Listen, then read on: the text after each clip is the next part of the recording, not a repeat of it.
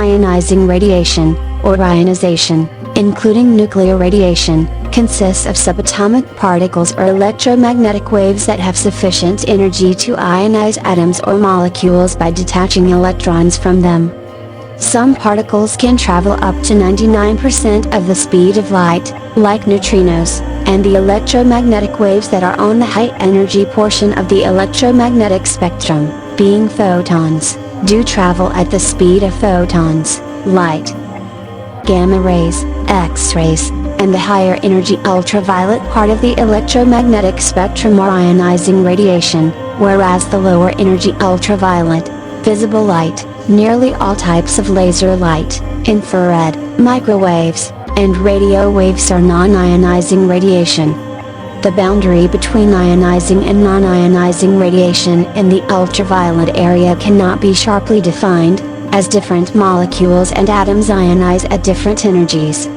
The energy for different elemental molecules, as for different non-elemental molecules, basically formed by two or more elements, loose electrons at different peaks of energy. For example, to remove an electron from neon noble gas, it would be required 2080.7 kilojoules per moles, while from sodium, next in line, which has one more proton and one more electron, only is required 495.8 kilojoules per moles.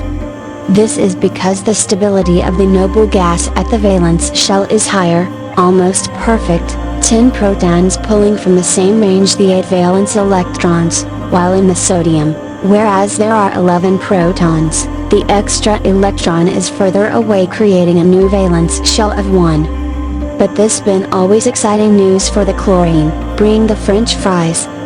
Typical ionizing subatomic particles include alpha particles, beta particles, and neutrons.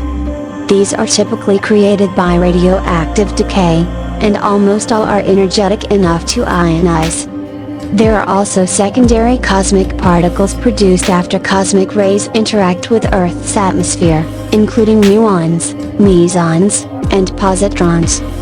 Cosmic rays may also produce radioisotopes on Earth, for example, carbon-14, which in turn decay and emit ionizing radiation.